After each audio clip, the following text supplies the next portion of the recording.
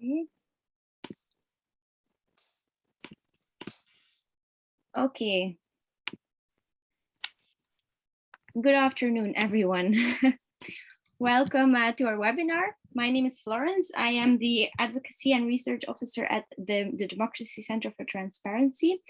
Our organization works with politicians, academics, writers, journalists, and others to open a debate on key issues such as democracy, justice, transparency, and fundamental rights. In today's webinar, we will be talking about the impact and possible implications of COVID-19 for the SDG implementation in the European Union and globally. For this, we are joined by 4 panelists who will each share their expertise on the topic. First of all, we are honored to welcome Ms. SYLVIA BEALES. Ms. BEALES is Director of Inclusive Social Development Consultancy BealesGelberConsult. She is a published author on global aging, disability, gender, and inequality with an extensive expertise gained with the United Nations, international civil society, and the NGO sector. Secondly, we are privileged to have MEP Udo BULLMANN. He's a member of the European Parliament and the EU Affairs spokesperson of the Executive Committee of the German Social Democratic Party. We are also very pleased to be joined by Dr. Lara Susan Holeszorki. I hope I am saying your name right. Dr. Holeszorki is Assistant Professor of Political Science and Global Affairs, Gender, Women, and Sexuality Studies at the University of Portland. She also is the founder and executive director of the Center for Migration, Gender, and Justice. And finally, we gladly welcome MEP Thomas Tobé, also a member of the European Parliament and the chair of the European Parliament's Committee on Development. Mid-July, the meeting of the High-Level Political Forum took place. This forum is the United Nations central platform for the follow-up and review of the 2030 Agenda for Sustainable Development. It has been a special edition for the yearly summit, as the COVID-19 pandemic has been taking over all of our lives for more than a year now, and will inevitably have an impact on the achievement of the 2030 SDGs. Today, in the light of this summit, our 4 guest speakers will talk us through the possible implications and consequences of the pandemic on the different aspects of European and global sustainable development. Ms. Beales, I would like to start off our discussion by giving you the lead to elaborate on the impacts and implications of COVID-19 for the Leave No One Behind principle of SDG implementation in the EU and globally, and this with a focus on the goals under review at the High-Level Political Summit this year. The floor is yours, Ms. Beales. Okay, thank you very much. Can you hear me? Yes, I can hear you. Great. Thank you so much for this wonderful opportunity. And I've got a few slides really just to kick us off with this very important topic. And I'm really honored to be sharing this platform with such distinguished guests. And thank you so much for inviting me. A bit about myself. I'm working very closely with the NGO sector on the SDG questions under review this year as a representative of the Economic Commission Regional Mechanism for Civil Society, ECE-RCEM, which brings together all the countries in this very wide and disparate region of the ECE, Economic Commission for Europe, and 17 constituency groups and 5 regions. So it's great to be able to share some of our thinking and also that of the work that I've been doing with the Global Call for Action Against Poverty and the European Environmental Bureau on these topics. So without any other ado, I'll carry on with my first slide. I wanted to just give you these quotes, which come from very distinguished people, as you can see. Dr. David Nabarro spoke to us in March in the ECE region about his view on the impact of COVID. And as you can see, he talks about a disease of the disadvantaged, which gets entrenched in the poorest communities. And a very important message he gave was that we can only get rid of it if we respond together. What he means is it's a global response and it's a universal response. And the second quote I want to give you is from our UN General Secretary of the United Nations, really about the vaccination question, and that it is a great moral test of our times, that final sentence, because so many different people of different groups, which I'll talk about in my presentation, women, minorities, older persons, persons with disabilities, refugees, migrants, indigenous peoples, are not getting the vaccinations. It's very partial, and it's partial between in countries and between regions and between populations. So this is a very busy slide, which I'm not going to try and go through, but it's part of a report that we put together with the European Environmental Bureau and SDG Watch Europe last year, where we talked about reaching for the moon, what we will need to deal with the SDGs. And this report was published in September last year, and we tried to make it a connection with all the different SDGs. So if you haven't seen it, please have a look, and maybe Florence, you might be able to put it in the chat for those who haven't seen it yet. It's worth having a look at all the connections between the SDGs as well as the specific issues within them.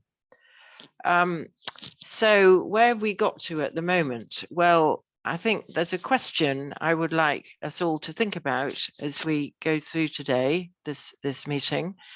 I think we all know that the impact of COVID is like an X-ray. It exposes all the inequalities that we're facing in the social field, in the economic field, and the environmental field, the pillars of the Sustainable Development Goal framework.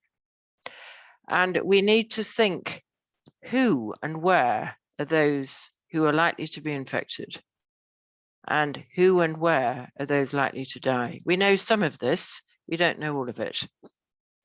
What is the impact of the curfews and the lockdowns, both immediate and long term, on our well-being, our health, our rights? Who is being vaccinated? Where are they being vaccinated? And at what cost? And what is the long-term health impact of COVID in terms of long COVID, isolation, bereavement? More men die than women. So what's happening on that score? We'll go through it a little bit. The economic and food insecurity, which is only really just coming to the fore. And what about employment and social protection? So remember that phrase, it's an X-ray of the inequalities. So I want to just look a little bit on this issue of what I call the left behind populations. Older women and men are often not featured in policy, except possibly for pensions or a little bit about health and care. But actually, older women and men occupy a massive proportion of our societies. And if you think of old age sort of beginning officially, if you like, UN at 60, we're likely to live into our 90s or even 100. And our lives at 60, 70, 80, 90 are very different. So we need to disaggregate within that group and think about what happens. And of course, with COVID, older women have been much more affected than men in terms of being left behind, but men have died in greater numbers. Persons with disabilities. There's a lot have spoken about persons with disabilities, and persons with disabilities even have a convention to support them.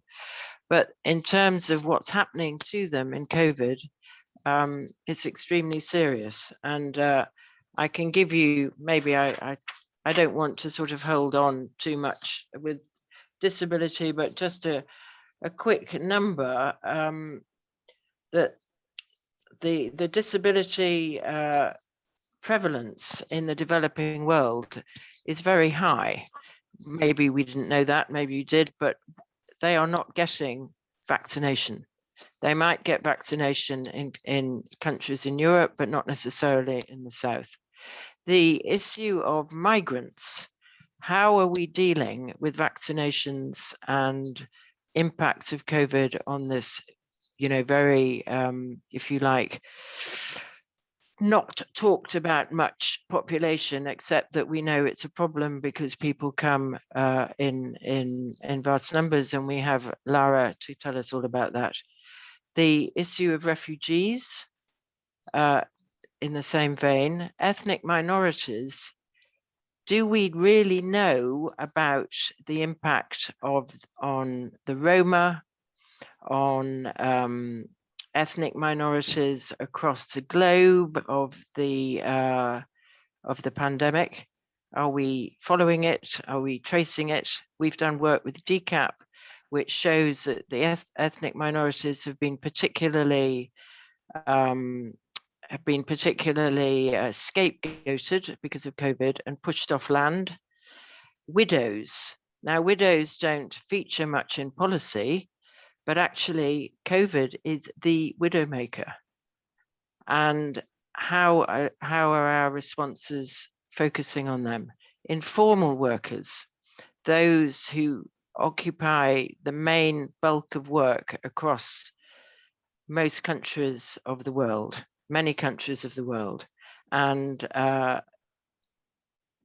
also zero contract workers, for example, in our region. Youth, how will the youth recover from COVID with their education affected and their jobs sort of disappearing? And LGBTQI populations, who are often very afraid to come forward for registration or to get health support or education. So here, I'm not sure if you can see, but I put a little note about what we have chartered in our consultancy is the increase of violence, poverty, exclusions, scapegoating, health inequalities, income inequalities, and housing inequalities, in particular on those groups. So with GCAP, just to take you through really quickly, I mean, there is a report about this on the web, but BealesGelberConsult did some research with GCAP about women and girls with disabilities in Africa in relation to COVID. And what you see here are some of the key findings. This first issue is a quote about people with disabilities being relegated to the background. That again, the X-ray of inequalities. And with disabilities, there's a great deal of stigma and marginalization because of disability, which is exacerbated by age and gender and other factors. And so there's persistent and chronic and intergenerational income poverty, which means exclusion from health and essential services, especially if you have to pay for them.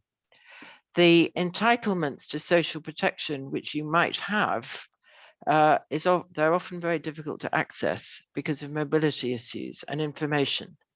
There's violence, which are increased by COVID. And we discovered this through our work with the GCAP partners. Legal protection, even if it exists, is ineffective with stigmatized communities. Education, limited by infrastructure and cost.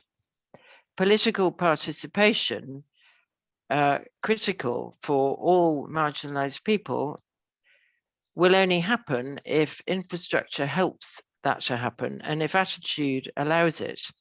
And last but not least is poor data, which is a consequence of and driver of invisibility, lack of voice, and human rights abuses.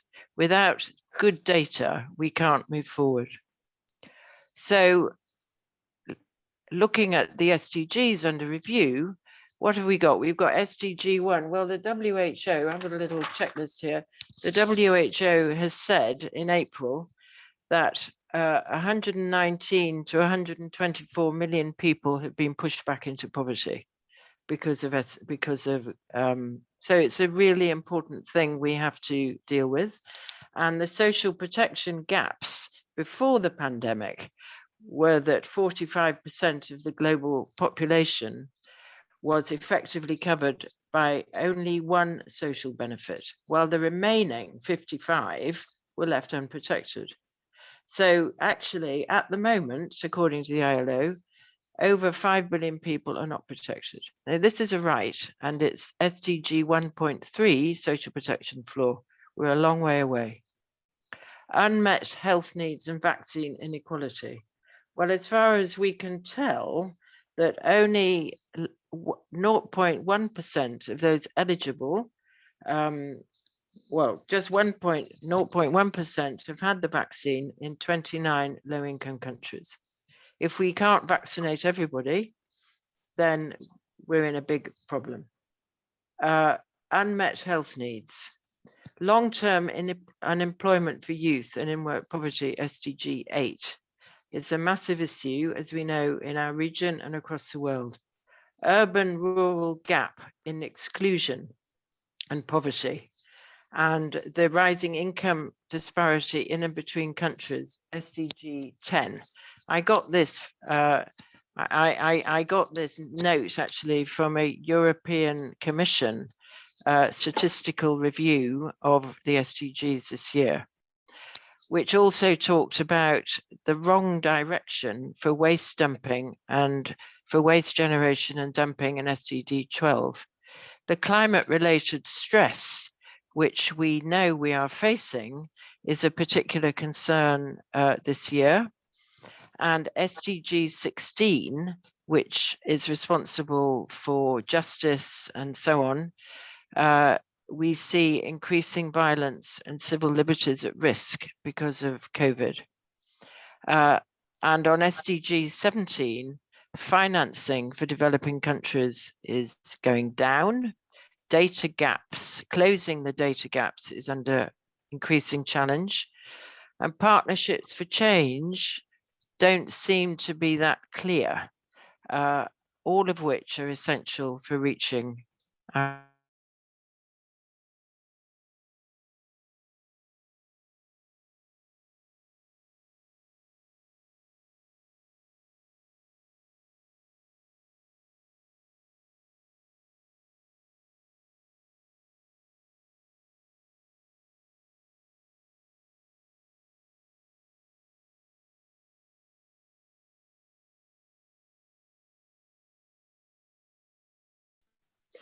So our view in BealesGelber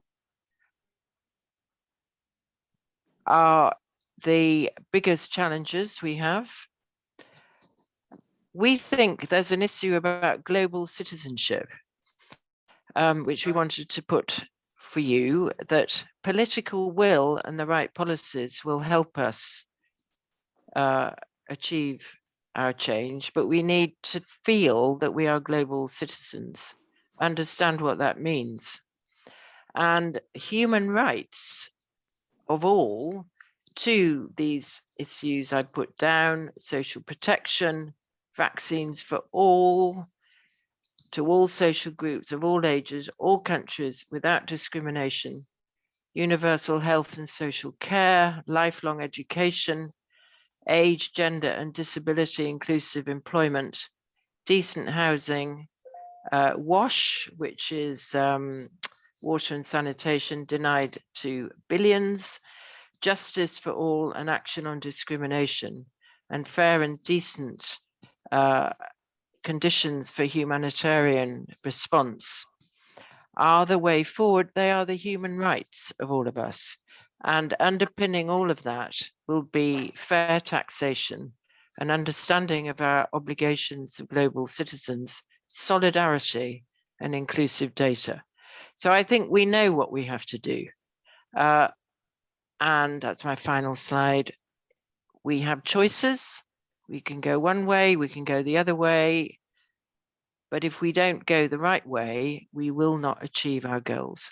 And hopefully this coming together is a way to come up with a common roadmap. Thank you. That is all I want to say. Thank you ever so much. So I'm going to stop sharing. Okay. Yes, thank you very much, Sylvia, for this interesting contribution. I would now like to give the floor to MEP BULLMANN, because I think he has to leave at around 5, who will further zoom in on Sustainable Development Goal number 10, reduce inequalities and how the pandemic worsens the divide in and between societies. Thank you very much, Florence. I hope you can hear me and can see me. And thanks all of you for inviting me to this interesting debate. Time is running and I try to concentrate my arguments on the decisive points. First of all, why did I propose to talk about SDG 10, fight against inequalities? For me, the Agenda 2030 is a very holistic concept for the future of our planet, but especially for the future of humankind on this planet. And I always was convinced that this idea of transformation, which we have to put into practice with the Agenda 2030, needs a specific governance of transformation. And this governance of transformation cannot be a top-down invention of the better world. It can only be a bottom-up exercise, an inclusive exercise, mobilizing all actors needed, all people with their interests, with their capacity, with their commitment to improve our living conditions and the environment. So to speak, this is a very democratic exercise. And we all know that this is much easier in an equal society than in a society that is torn away by growing disparities between rich and poor, by those who are involved and those who are included, on the other hand, by the influential and non-influential ones. So for me, the fight against inequalities is something like a central strategic element of leverage, a trigger point, so to speak, to also achieve our other goals within this concept of sustainable transformation. So I'm deeply convinced if we can successfully fight inequalities, we have an asset in our hands to also successfully fight poverty, take care of the soil, the water, the next generation, etc., etc. Having said that, what is the recent development of this goal of fighting inequalities and what happened to our societies? We all know, against the backdrop of empirical data, that during the last decades we lost, especially in the more developed industrialized side of the planet, in the global north, we lost against further inequalities since the 1980s.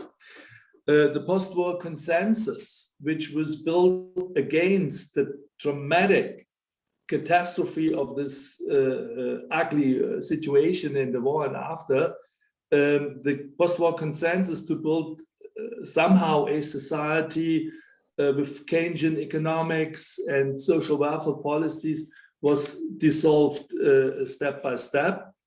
We know the respective ideological underpin, we know the various policies, especially in North America, as well as also in major countries in Europe, and their results. All that happened before COVID-19. So we can already measure the output of growing inequalities in our societies. We can measure that in terms of health. We know exactly, according to the data WHO, that people significantly can live longer in nations with lower inequality.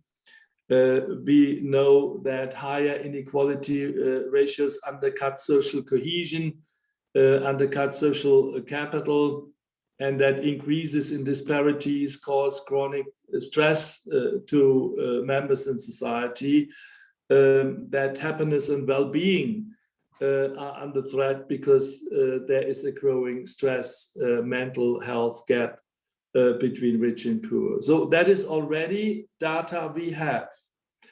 What is now COVID-19 adding on this situation? What is COVID-19 doing?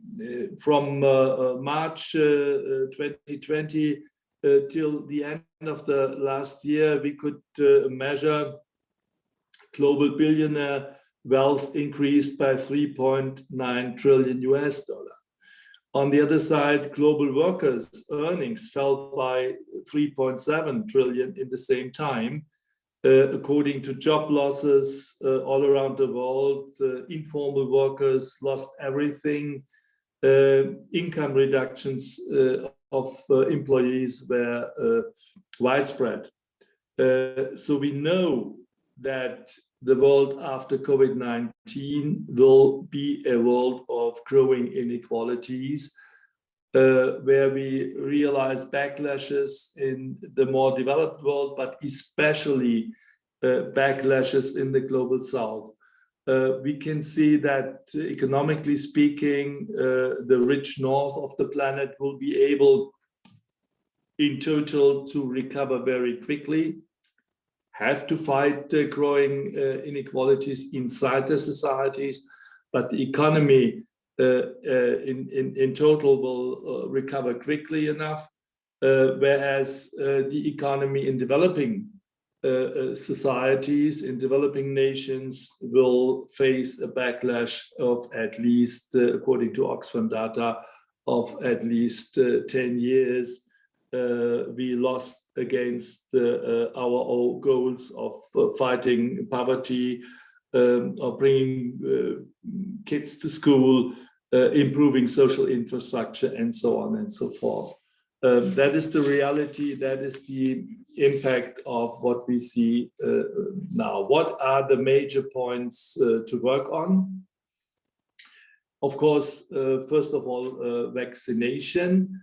That was already mentioned by SYLVIA BEALES, rightly underpinned by this quote of Antonio Guterres, the greatest moral test of our times. I only can agree. This is indeed the key issue. And only if we close this gap between the haves and the have-nots, avoid further disasters, mutations will not come back to the north. So it's of course a huge humanitarian task, an ethical question for all of us. And those who do not feel that, who do not understand, at least should realize that is an issue of their self-interest, because otherwise they will come under the pressure of even further worrying mutations uninevitably. So that is number one. And number two for me is debt reduction. We need, of course, sufficient resources to implement the Agenda 2030 in the South as well, in the developing world, in the middle income countries as well. It's totally the wrong advice to take a break. It's totally the wrong advice to stop now. We have to rebuild better. We have to use all our energy, all our resources now to enhance our path for a transformative economy, a transformative reorganization of the welfare state that has to be the consequence of COVID-19, when it is about keeping up the SDG program. And for instance, G20 in Rome in October would be a great chance to also bring back debt reduction on the agenda of those who can do and contribute to a change, private creditors included, of course. What can we do in the European Union beyond vaccination contributions and beyond our contribution to debt reduction? Where do we invest ourselves? well, we have launched now a new framework for the next 7 years, Global Europe, of about 80 billion euros. If you include the blended finances of Team Europe, what they say, of the member states, if you include their activities, then it's much more than these 80 billion. And my take is that we have to more precisely assess and evaluate what are we doing with that money. We should figure out very clearly from €1, what portion is really going to the below 40% of the people in the developing world. Let us assess before as well as afterwards when we set up our multi-annual programs, who is really benefiting, who is really profiting, and do we help our partners to get economically and socially on their feet and to decide their own destiny for the future, or do we only talk about it and fail with this input to improve the living situation in the South? There is a huge arena of possible activities to improve our performance here, and that has to be our work in the European Parliament as well. Thank you for your patience. Thank you very much to go into depth and give us a clear insight on the impact of the pandemic on the already worrying existing inequalities.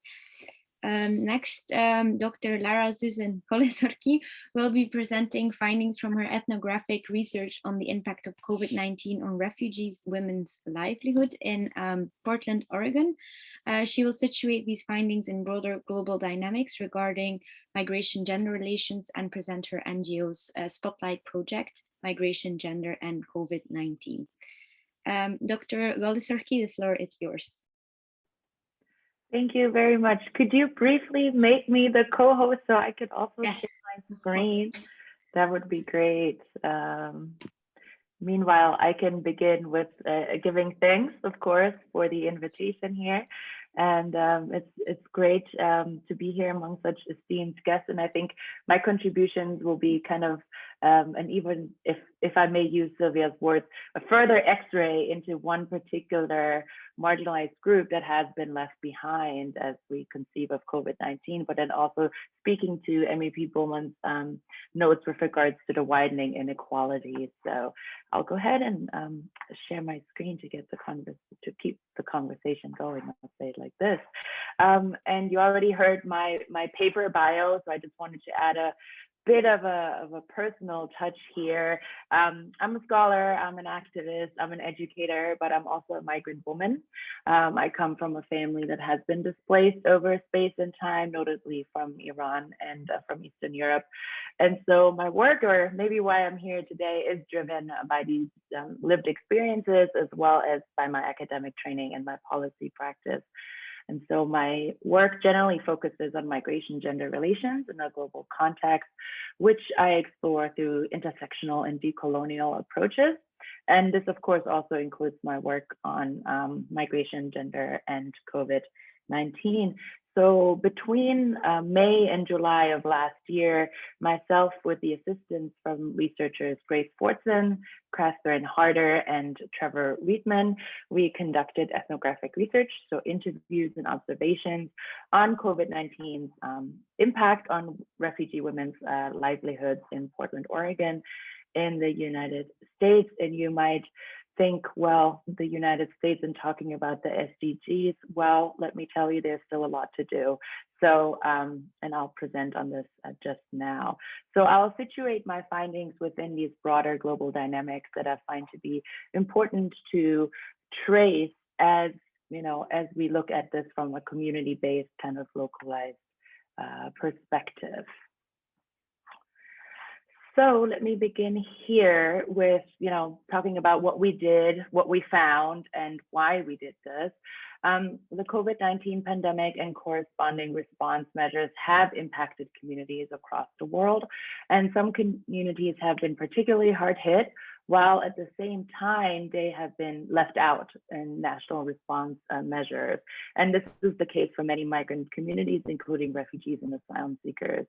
And to highlight the specific challenges and needs that migrant communities face during the pandemic, we interviewed refugee women and representatives from organizations working in the context of migration.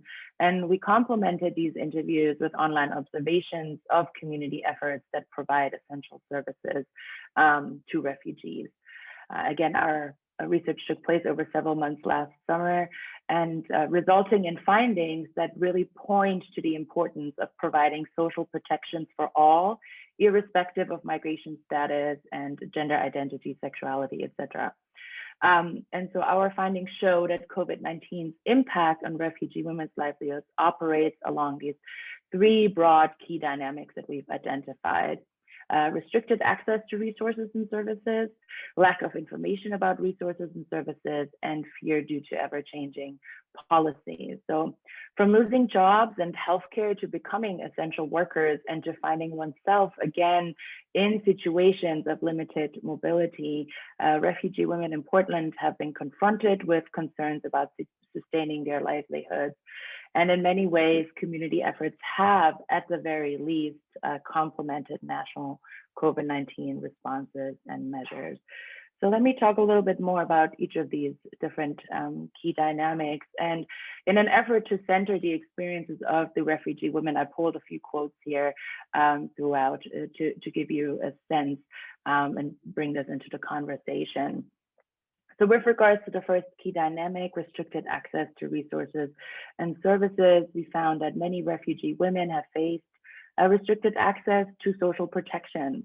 And important to note here is that, of course, these restrictions, they vary by migration status and across those that we have interviewed, but that they also then apply to those that are not recognized, for instance, as refugees, so undocumented migrants, asylum seekers, but then there's amplified experiences here. In the United States, for instance, it is estimated that 3 million persons in mixed status families were initially actually excluded from any kind of COVID-19 assistance because that assistance required having, permanent residencies, security numbers, filing of taxes, etc., in order to receive this assistance. And although more recent kind of stimulus measures have been more inclusive, many migrants of all statuses continue to be ineligible for much of the assistance that has been kind of provided. And so this key dynamic was mentioned across all of our interviews, specifically as it concerns access to health resources and services, but also employment. And with regards to employment, refugee women and NGO representatives highlighted the significant job loss that many have experienced, while also acknowledging that job loss in one industry led to employment in other industries, such as in essential and frontline jobs, for instance, which often included precarious labor and, of course, increased potential of exposure to COVID-19. And as you can see here on the slide, a quote from a Rohingya refugee woman that noted that she was unemployed prior to the pandemic, but that she has since joined her husband in food deliveries, and that she had also taken on a job in a nonprofit sector. And again, her further experiences are described here in this quote. And so this account really not only speaks to the interconnectedness between employment and health as it pertains to social protection, but it also demonstrates the gaps between policy and lived experiences. So with limited access to social protections to begin with, based on migration status, for instance, gender disparities have then been heightened during the pandemic. So women that now sought to work in order to avail houselessness or other detriments to sustain their livelihoods also had to then navigate childcare. And in the context of migration, due to family separation, for instance, networks of family caretakers often don't exist, and other childcare providers are simply out of financial reach or were just not available due to closures because of the pandemic. The second key dynamic that we identified throughout our research is lack of information about resources and services. And this is, of course, intrinsically linked to the previous dynamic. And we learned in our interviews that often this lack of information about resources and services is characterized by limited language and digital skills and access to digital space as well. And due to constant changes in policies and advisories regarding COVID-19 and responses and measures thereof, refugee women have found it difficult to acquire trusted and updated information. And additionally, since most of the communication from the government bodies is in English, at least initially, there has just been such a lag in keeping up to date with the most recent information, for instance. And this is really where our observations then came in that there have been significant community efforts to translate some of this information, to mitigate misinformation across migrant communities.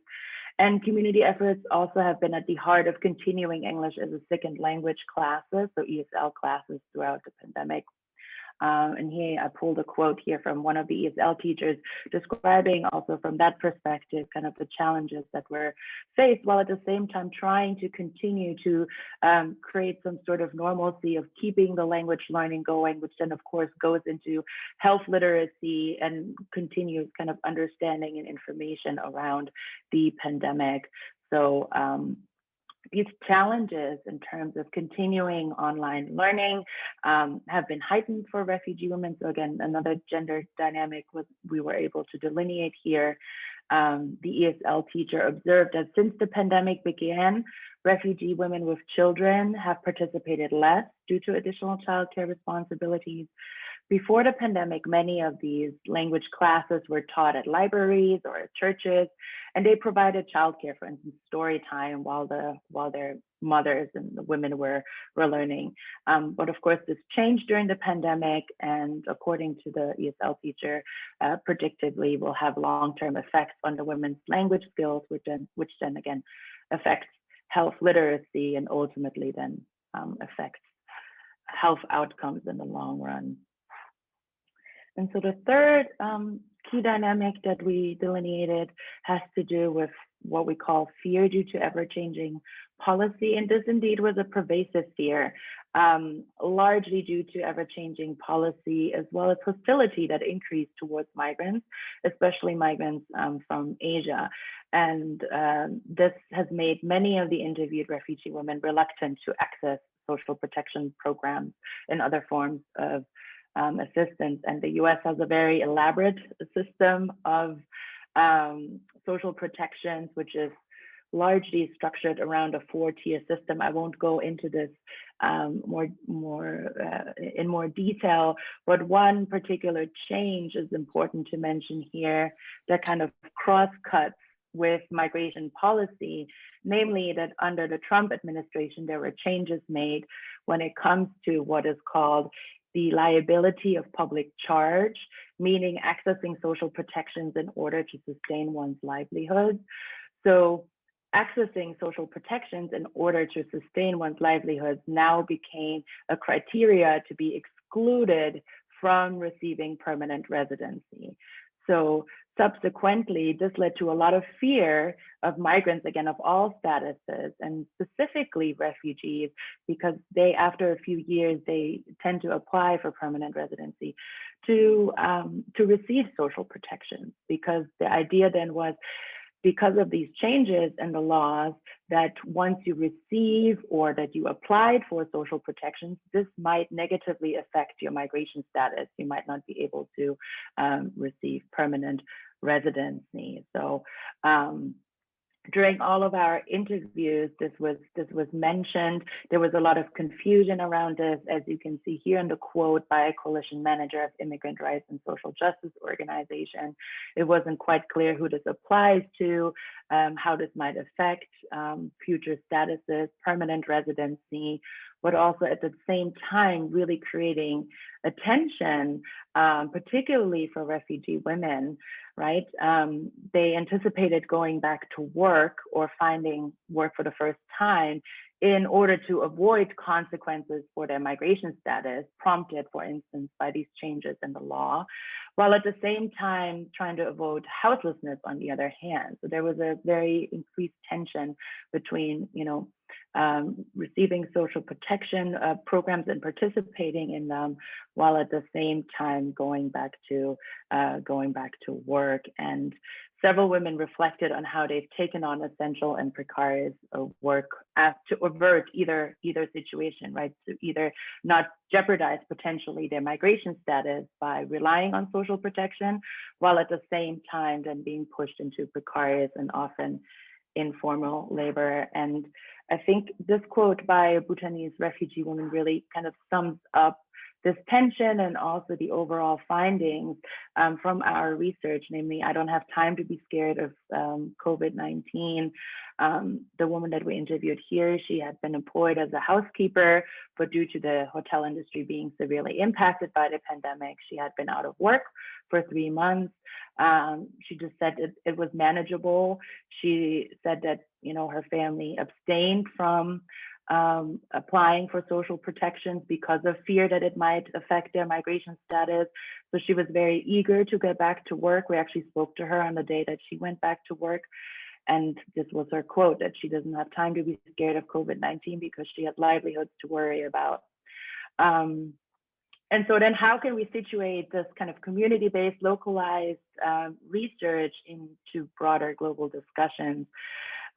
Based on our analysis of empirical data and our discussion of social protections, several global outlooks that capture the short-term and long-term gendered implications of the pandemic in the context of migration can be delineated. And this is where I'll conclude, maybe to get our conversation, to further our conversation here. So in terms of situating this in the global outlooks, these would involve the inclusion of refugees and migrants more broadly in national COVID-19 response measures because they have been selectively excluded. Then also the development of universal social protection structures, as is inspired, of course, inspired by the Sustainable Development Goals. But as we saw, lived experiences kind of, again, there was kind of this mismatch between what policy says, what these ambitious goals are trying to do, when what is actually happening on the ground, as well as the implementation of gendered and intersectional approaches in migration research and politics. Again, speaking to what the other colleagues already had spoken to, that we need better data, we need more disaggregated data in order to actually understand what is happening. So I will end here, and maybe this will lead to further discussion, and thank you. Thank you very much for this great presentation.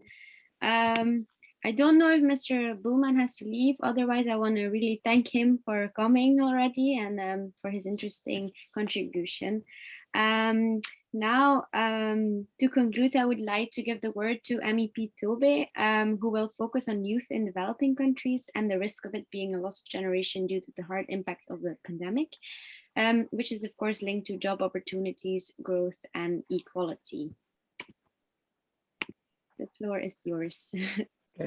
Thank you for having me, and thank you for this opportunity to talk about something that interesting. And I must say it was also interesting to listen to my fellow keynote speakers. I hope that I can contribute with some new angles to this. I think it is clear, which all has mentioned. I mean, we know that the pandemic has social, economic, and political consequences globally. I don't think we actually fully can grasp or even foresee the extent on the impact that this will have on people and businesses and societies around the world. However, we do know that in developing countries, the consequences of the pandemic is on top of already existing tensions and precarious challenges. This will place, of course, now an additional burden on their recovery and the improvement of their resilience against future disasters and pandemics. In short term, the European Union needs to ensure that vaccine is available also to people in the developing world. With COVAX, the European Union, as you know, is committed to provide access to vaccines for middle and lower income countries. And I think it is in the interest of all that we make sure that as many as possible in the world are vaccinated at a relative even pace. Nevertheless, this seminar is more forward-looking, and I'm going to try to do the same with my intervention. As the European Parliament recently adopted a new EU-Africa strategy, I will try then to, as you mentioned, focus my reflection today, I would say mainly on the African continent and the developing countries in Africa. I do think that it is important that this strategy emphasize the utmost importance of an EU-African relations and for the prosperity that it's actually about for both our two continents. And further, that highlights that in Africa is now home to the youngest population in the world. In fact, the average age is just 20 years old. In sub-Saharan Africa, over 70% of the population is 30 or younger. The African population is expected to double within the next 30 years. On this basis, I will pay attention to the effects on the future generation in Africa and the challenges that they are facing. And more importantly, I would like to highlight the measures that I believe is crucial so we don't have a lost generation. Before the pandemic, things were actually in general going at least in small steps, I would say, in the right direction. The quality of life of young people aged 15 to 24 had steadily been improving in sub-Saharan Africa. Literacy rates were at 73%. For the first time, unemployment rate of young women were similar to that of young men, around 9.4%. But the positive trend has been abruptly broken and replaced with devastating effects on education and training of young people worldwide. This sets our future generation and process on sustainable development goals back.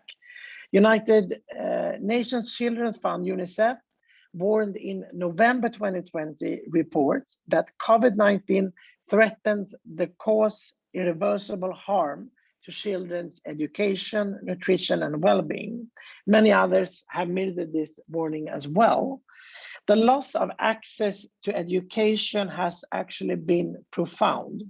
188 countries imposed countrywide school closures during the pandemic, which affected more than 1.6 billion children and youth.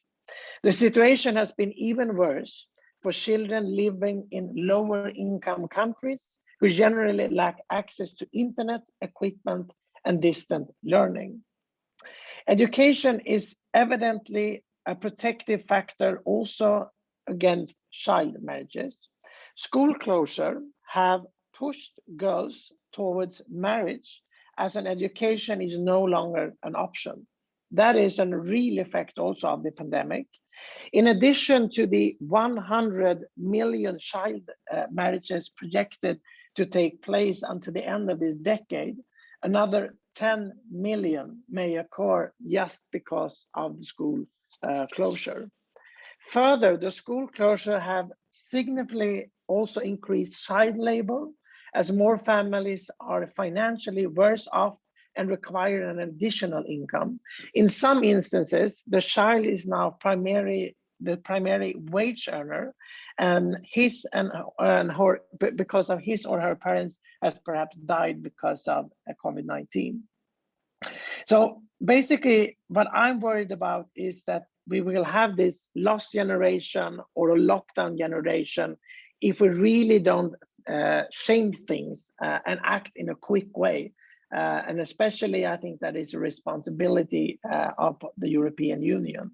I think that we need to ensure job opportunities in Africa, Earlier this year, the European Investment Bank noted that the rise of Africa's digital economy and the opportunities for an accelerated economic growth with the largest working population in the world, the demand and opportunity for innovative digital ideas and solutions are higher than ever before due to the pandemic.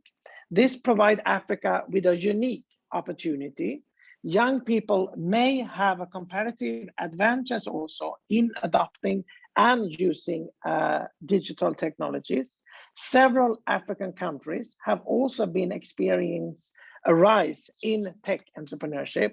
This is an opportunity to empower the youth and harness their energy, creativity, and knowledge, because there is a deep underlying entrepreneur reservoir in Africa.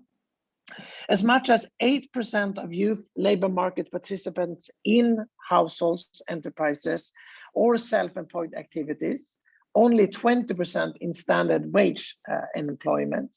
So many young Africans are well-informed entrepreneurs surviving in the informal economy. They dominate internet and digital spaces, and many are creative innovators. I would say that through targeting investments, the EU can help to accelerate the digital economy in Africa, which will provide ample work opportunities and also ensure tax revenues and further investments in Africa. As such, African governments can ensure functioning welfare, education, health systems. However, an equal and inclusive access to internet across the continent needs to be prioritized. This will give young people new opportunities and ensure that future school closures do not restrict access to distant learning. Of course, a digital infrastructure will require much effort. The African Development Bank estimates that the continent of Africa will require roughly 130 billion euros annually for infrastructure development in telecom and renewable energy. In conversation, if you compare it, the development aid of EU to Africa is 29 billion for the years 2021 to 2027. This brings me to my point that the European Union must work with the European Union, the African nations, regions, and local communities to try to find the most effective ways to bring sustainable development forward. I do believe that the EU can do more to eradicate poverty and corruption, promote rule of law, human rights, and democratic values, and support adaptation and resilience to climate change.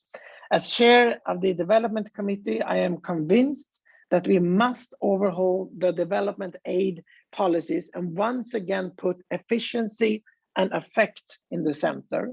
I do believe that the new Global Europe instrument and the Team Europe efforts are two good examples where we try to put more of the result in the focus, but it is clear that we need to come together and do more if we don't want to see future problems. I would like to conclude by reaffirm the importance of SDG number 4 to ensure inclusive and equitable quality education. It will prevent the future generation, also as I mentioned earlier, from child marriages and child labor, and instead provide them with the tools of a successful and independent life. As I pointed out earlier, through education, we can ensure that Africa take advantage of the opportunities of the digital economy. This will in turn create job opportunities and economic growth, which is necessary for African continent to invest in the sustainable development of its nations. I do think it shall be the African people and the governments taking the lead and ownership of its future. Nevertheless, the European Union shall be ready to assist where necessary. In the Committee of Development, in the European Parliament, we do have regular discussions, and this is something that I do look forward now to have with our African counterparts to see in which way we can do the most sustainable and effective way forward. I do think that we need to have a constructive discussion on the ways we can reverse the negative impacts of COVID-19, and of course, ideally, reverse it and then also have future positive progress on the sustainable development goals. I will try to, and I am still optimistic on the ability and the desire of the young generation of Africa. They want to have a better tomorrow, and I think it is our responsibility to make their dreams a reality. Thank you. Thank you very much for your contribution and your motivation to make things better and change. Now I'd like to take the rest of the time to ask two of our speakers a question. First of all, Ms. Beales, in the light of your presentation, what are the priority actions you recommend the EU to take forward the agenda for change you have outlined to transformatively build forward? Thanks very much, Florence. Well, I have two main suggestions. The first is about the vaccines, which I think have been mentioned both by Udo and Thomas, but it's very important that vaccines are made available at no cost to everybody. So it's the great moral test. The European Union has a tremendous role to play in making sure this happens, not just through COVAX, but through ensuring that in every country where the European Union has a presence, it is absolutely involved in ensuring that everybody of all ages, without distinction of any kind, have access to the vaccine. And so therefore, the collaboration with civil society on the ground to make sure this happens is really key, and we stand ready to help. That's the first thing. The second, and I put just something in the chat, is about this call for a global fund for social protection. This has come about because it's quite clear that the social protection goal is very far away. And it's not just financing, it's advice, it's technical cooperation, it's solidarity between all countries, not just rich countries to south, but south-south. Some have good practice, some don't have money, so whatever, but we have to get it going. And there's a really good idea out there for the global call, for the Global Fund for Social Protection, which the ILO is very involved with. And if the European Union could get behind this, this would really fly. And I think the G20 was mentioned. This would be a very good moment to make sure that this is high up on the agenda. And I hope that the European Commission can really take this on, and its representatives in Parliament and so on can really push it. There's something called the Global Coalition for Social Protection Floors, which is working with Olivier de Schutter, who's the independent rapporteur on this right now. And that would be my thought. Thank you. Thank you for that. Thank you very much. Now, Dr. Hollisroki, at the end of your contribution, you were aiming towards the outlooks you have on a global level, and I was wondering if you could elaborate a bit more on that now. Yeah, thank you. Thank you so much for giving me a little bit extra time here to kind of elaborate on this further. And I think a lot was already mentioned by the colleagues here, specifically when it comes to the development of universal social protection structures. There are some that are particular, then also that are inclusive of migrant communities, for instance. But I think, as mentioned, this is really about the universality, right? Like there needs to just be something set up that can, work within the SDGs and Agenda 2030 here. I really just wanted to speak a little bit more about the inclusion of refugees and migrants more broadly in national COVID-19 response measures, because to me, one thing is, of course, to call for these for this development of universal social protection structures, while at the same time we also need to acknowledge that the severity of these impacts that we're currently seeing in terms of inequalities really show how broken in many ways the systems that currently exist are. So there also needs to be, in my opinion at least, that all of these efforts must not start and end with COVID-19 responses and measures, but they really necessitate a rethinking of how social protection structures impact migrant communities, impact those that are often so left behind or left out of national systems and national protection systems more broadly. And I think this, again, is where international protection frameworks, such as the Sustainable Development Goals and Agenda 2030 really can come in. And we can speak here either about some of these frameworks that were established, for instance, by the World Health Organization, some that were established by the International Labor Organization, and others more broadly by the United Nations. But I think it's important to, again, connect these, because at the end of the day, experiences are intersectional. One experience does not just operate as a migrant or as a woman. That's not how experiences are. So I think it's very important to connect what are often policy silos, and again, to address these mismatches that exist between lived experiences and policies. Thank you. Thank you very much. I don't know if anyone wants to add anything. I don't know if you can say yes. Okay. Yes. Well, thank you. I just on the issue of vaccines, I would like to also just add that I think for us and for the European Union, what we really need now is we need to create hubs locally, the European Union, because it will not be enough with what we are doing now. It was rightly pointed out with COVAX and the export of vaccines. We really now need to get on the ground and create real hubs in Africa. And I think that is also a good opportunity for the European Union to do it.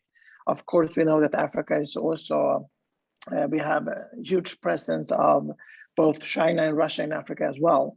But I think, it's really important that Europe shows our solidarity with the African people and make sure that they get that vaccines and that we really are on the ground and interacting with them. So we don't just think that it will be enough with what we're doing now, because it's not. Thank you very much. Anyone else would like to add something? Yes, Ms. Beales, go ahead. Well, thank you very much for that, Thomas. I just want to ask really, well, on that one, how you envisage civil society supporting that process, given that we are absolutely on the ground working with the left behind groups, including the migrants and those in refugee camps, often left out, how we can sort of connect, because otherwise it's just fine words, and as we know, often the big offices of the European Union can be quite remote from people who are sort of at what we call it the kind of hard edge of what's going on. That's one question. The other question, I wondered if you might respond to the global call for the Social Protection Fund, which is out there, and it would be really helpful to have your view on what you think about this and whether it could fly. Thank you.